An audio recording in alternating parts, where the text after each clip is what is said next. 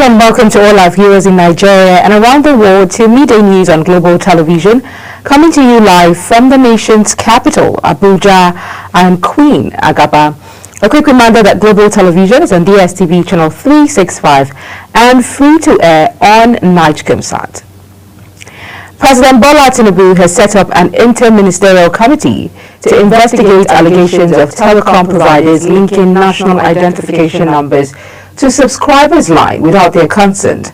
The committee has the National Security Advisor Nuhu Ribadu, the Minister of Interior Olubunmi Tunji-Ojo, Budget and Economic Planning Atiku Bagudu, Communications, Innovation and Digital Economy Dr. Bosun Tijani, and the Humanitarian Affairs Dr. Nentawe Yiwata. Tinubu, who listened to a briefing by the Minister of Interior, directed that the committee consider the matter and provide the Ministry of Humanitarian Affairs and Poverty Reduction with accurate data to carry out its mandate. Former presidential candidate Peter Obi has called for greater transparency and accountability following the recent increase in the budget of restoration to 54 trillion naira due to reported revenue growth. In a statement via X, Obi noted that while the sources of revenue were detailed, there was no corresponding breakdown of expenditures to justify the budget increase. He emphasized the need for Nigerians to be informed on how public funds are allocated and spent. President Bola Tinubu has approved the appointment of Dr. Chioma Awuzie as the substantive rector of Federal Polytechnic Oko, Anambra State. A statement signed by the Permanent Secretary of the Federal Ministry of Education, Dr. Nasir Sani Gwazi, confirmed that Awuzie's appointment takes effect immediately for a 5-year term. The statement noted that her selection followed a competitive process conducted by the institution's governing council, chaired by Senator Dr. Barnabas Gemade, where she emerged as the top candidate. The House of Representatives has urged the Attorney General of the Federation to propose amendments to existing laws with a view to imposing stricter penalties, including life imprisonment, for those involved in the production and importation of fake drugs and significant fines for businesses found guilty of dealing in counterfeit goods. This followed a resolution on a motion of urgent public importance moved by Tolani Shagaya at the plenary. It called on the federal government to declare a state of emergency on the menace of distribution and sales of fake, substandard, or expired drugs and food products in the country. The Independent National Electoral Commission, INEC, has attributed the delay in conducting by-elections across the country, including the one to replace the late Senator Ifeanyi Ubah, to financial constraints. It was reported that since June 2023, 23 vacancies have emerged in various constituencies due to the deaths of resignations of lawmakers who assumed executive positions at federal, state, and local government levels. The Commission conducted 9 by-elections in 2024, but 14 more vacancies have been recorded, creating an ongoing challenge for the electoral body. The fight against female genital mutilation took center stage in Owerri, Imo State capital, as the wife of the governor, Barrister Chioma Uzodinma, in partnership with UNICEF, marked the International Day of Zero Tolerance for the practice. This year's team set up the pace, strengthening alliances and building movements to end female genital mutilation, underscores the need for collective efforts in eradicating the phenomenon. Our correspondent Amarachi Ibe was there and now reports. The event brought together key stakeholders, including APC National Chairman Dr. Abdullahi Ganduje, Minister of Women Affairs Iman Suleiman Ibrahim, UNICEF representative Ibrahim Sise, and Imo State Governor Senator Hope Uzodinma. In his address, the APC National Chairman Dr. Abdullahi Ganduje condemned FGM as a harmful and outdated tradition. He emphasized that the APC-led government remain committed to protecting the rights and dignity of women and girls. Also, Your Excellency, there may be a need for the employment of social researchers who will provide information, who will provide data, who will assess the achievements, the progress of this campaign. We even identify some communities that has positively responded and some communities that have still maintained the culture. So at appropriate time, the government can appreciate such societies and also can condemn other actions. Minister of Women Affairs Iman Suleiman Ibrahim reaffirms the federal government's dedication to ending FGM through stronger policy, awarenesses, campaigns and collaborations with local communities. The Federal Ministry of Women Affairs, as part of its ongoing efforts and as co-chair to the National Technical Committee on the Elimination of the FGM, is actively supporting the implementation of the national policy and plan of action for the FGM elimination in collaboration with the Federal Ministry of Health, the subnational government, the UNFPA, UNICEF and other critical stakeholders. And we are taking decisive action. Speaking on behalf of UNICEF, Ibrahim Sise highlighted the organization's ongoing efforts in combating FGM through education and grassroots advocacy. He called for sustained investments in community engagement to drive lasting change. We've co-led the largest global platform on the elimination of FGM, aligning with the vision of 2030 Agenda for Sustainable Development Goals. In Nigeria, the UN Joint Program was initiated in 2014 in high-privileged states, and unfortunately, the significant changes that we've seen have not really occurred in Imo states, so we really need to put all hands on deck and increase our efforts in ending FGM in Imo State. Governor Obuzodinma pledged his administration's continued commitment to enforcing laws against FGM and supporting initiatives aimed at eliminating the practice in Imo State. I call for immediate domestication of this campaign, not only to domesticate it, to also decentralize it up to the rural communities. And for our rural leaders, town union organizations, traditional rulers to take ownership of this campaign. And if this is done, you will not believe what we have done to mankind.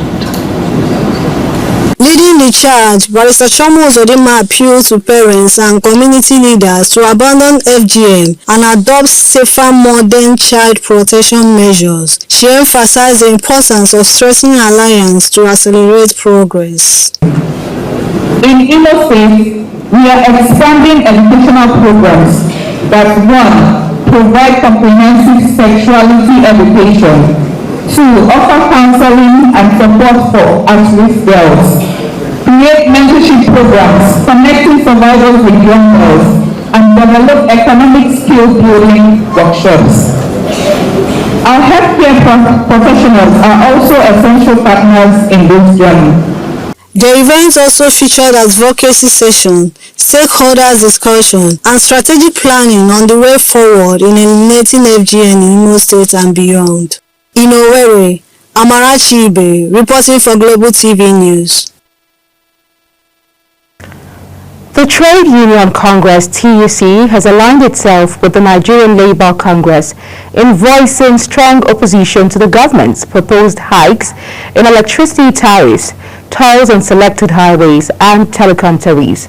The Congress's president, Festus Osifo, made these concerns known during a press conference in Abuja following a meeting of the National Administrative Council of the TUC. He also urged the government to urgently address the challenges associated with the devaluation of the naira and its negative impact on the exchange rate. The Director of Lands in the Federal Capital Territory, Chijioke Nwakweze, has failed to appear before the House of Representatives Committee on Public Petitions over allegations of land racketeering.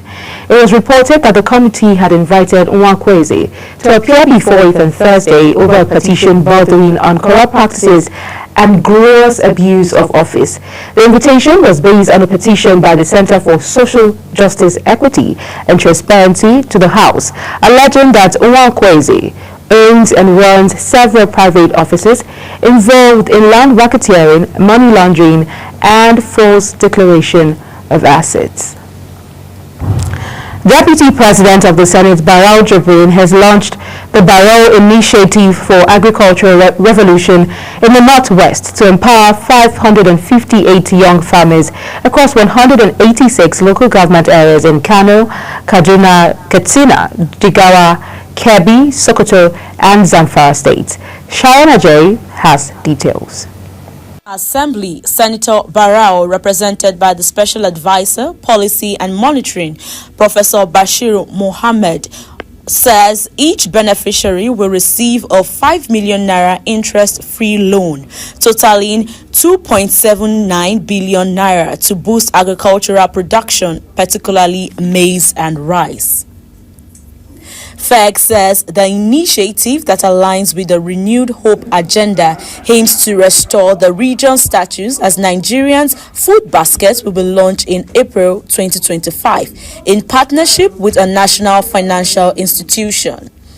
We thank God that so far so good. Various interventions by the government has lowered the incidence of banditry and insecurity, especially in the Northwest Region. But the program is extensively collaborating with all the relevant security agencies, along with the states and local government councils, including the traditional institutions, to ensure the security of all the participants that are going to partake in the program. To this end, I hereby solicit your support for the success of this project. If we attain food security in our country, more than half of our problem will be solved. So let's do it together for the benefit of all.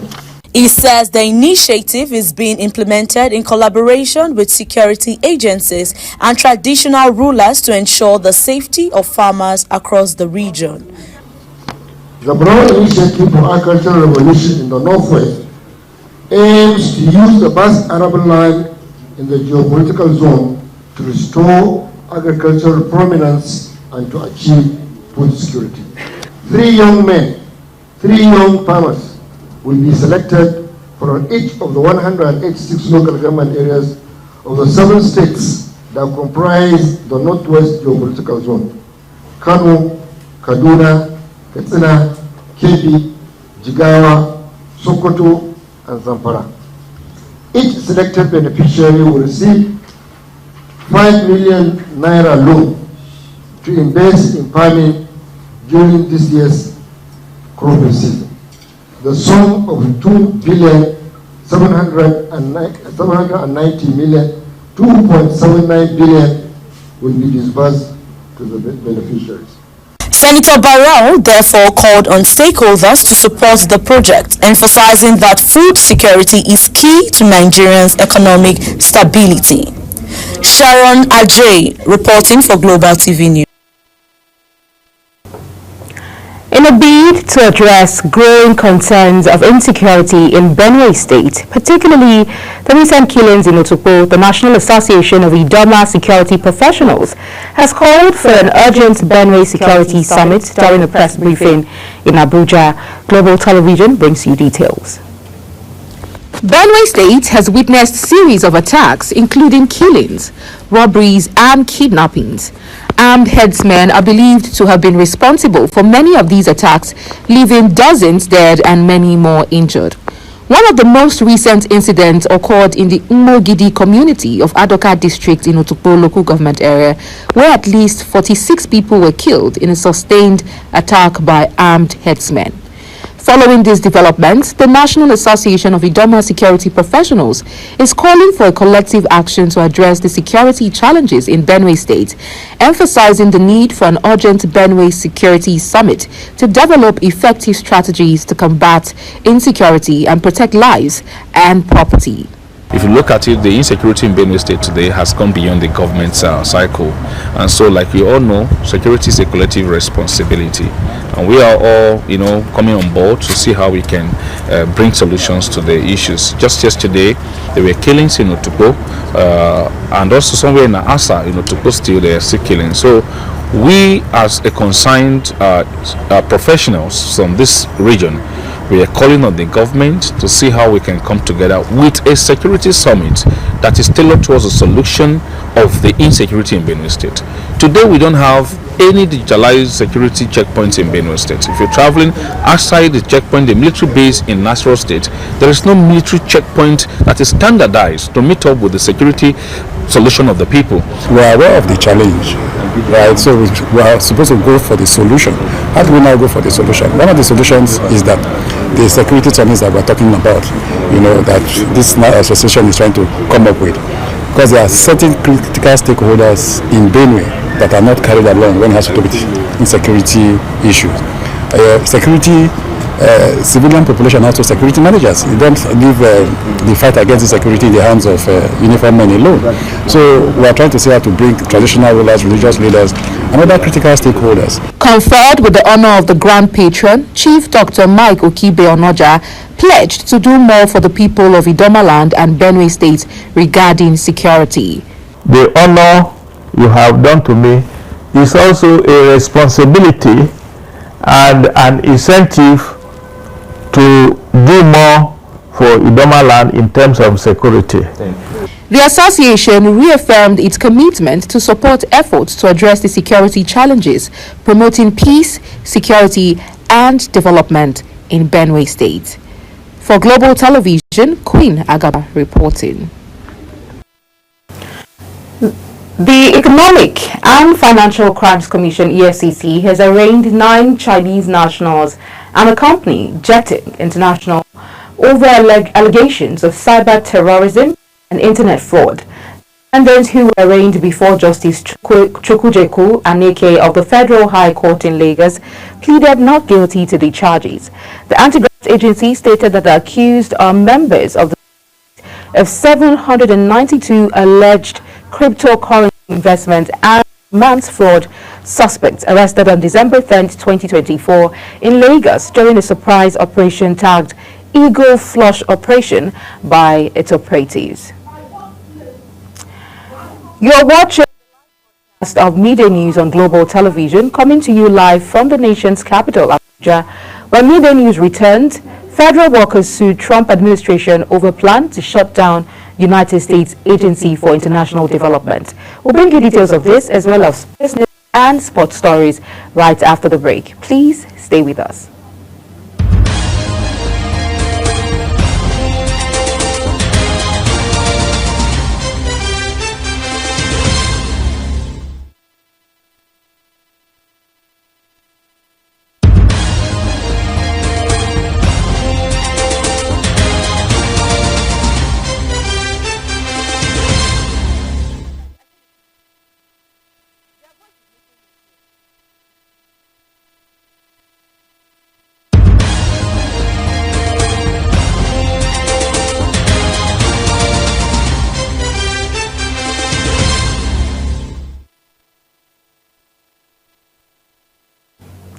Many thanks for staying with us. In business, the Federal Capital Territory Administration has approved 36.5 billion naira for the execution of several projects in the Federal Capital City and satellite towns. The coordinator, Satellite Towns Development Department, FCTA, Abdulkadir Zulkiflu, disclosed this in Abuja while briefing newsmen on the outcome of the FCT Executive Committee meeting, the first in 2025. He explained that out of the amount, 19.6 billion naira will be spent on the construction of multi-event sports centers and 13.9 billion naira on the construction of 2 magistrate courts. Benue State government says it has demonstrated its commitment to implementation of the natural gas expansion project to ensure access to alternative sources of energy and boost the state's economy. Correspondent Felicity Ndere reports that Governor Hyacinth Alia re-emphasized his commitment when he received the chairman of the program, Professor Mohammed Ibrahim, at the Government House in Makurdi. The program chairman, Professor Mohammed Ibrahim, while presenting the report to the governor, explained that their findings are based on the field assessment of the availability of coal as a mineral resource for the production of natural gas. Professor Ibrahim further noted that the committee also took awareness of production of auto gas utilization, exploring the possibility of liquefied natural gas, clinical environmental assessment power generation, which the committee estimates at 5 to 20 megawatts. Benue is going to pioneer in the country the production of gas, not from the conventional hydrocarbon, but from the non-conventional coal, just so that the nation will have an alternative to gas availability. The state government had inaugurated a state committee for the implementation of the natural gas expansion program to liaise with the national committee in enhancing resources for economic industrialization. We are very eager as a committee, and the governor has transformed our committee now into an implementation committee. Governor Hyacinth Alia, who thanked the committee for their diligence in coming up with the report, said the project is of immense benefit in aspects such as economic diversification, employment generation, energy security, and investment opportunities.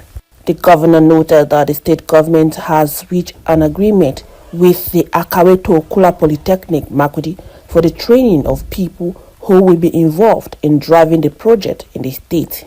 You are the very actors to help us, comb through the nitty-gritties of all this transaction. Again, you heard me say I want the full implementation of it. Governor Alia also received a proposal from an investor for the implementation of the natural gas expansion program in the state. In Makurdi, Felicity Ndere reporting. The House of Representatives has directed the Standards Organization of Nigeria and the Nigerian Customs Service to implement strict measures ensuring that only unexpired and high-quality gas cylinders and kits are imported into the country. This resolution followed the adoption of a motion by Aderemi Oseni, who represents Ibakpara East Ido Federal Constituency in Oyo State. Oseni, a member of the All Progressives Congress, expressed deep concern over the rising incidence of gas explosions, which have resulted in multiple deaths, severe injuries, and the destruction of properties worth billions of naira. Time to look at Asian markets, where equities were mixed as investors headed into the weekend, awaiting the release of U.S. jobs data, while traders kept a nervous eye on Washington, where the Trump administration is pressing ahead with a hardball trade agenda. The week was on course for a tepid end, beginning with another bout of volatility after the U.S. president imposed tariffs on leading partners China, Canada, and Mexico. On the foreign scene, Buckingham Palace says King Charles III, head of the Church of England, and Queen Camilla will travel to the Vatican to meet Pope Francis in April. The state visit will be the monarch's first to the Vatican for talks with the head of the Catholic Church since becoming king in 2022. King Charles has gradually made a return to public life after beginning treatment for cancer early last year and has been on several state visits since. UN Secretary General Antonio Guterres has urged the international community to continue pushing for a full ceasefire and the release of all hostages in Gaza. He made this known at a session of the UN Committee on the Exercise of the Inalienable Rights of the Palestinian people, which met to elect a new bureau and adopt a program of work for the year.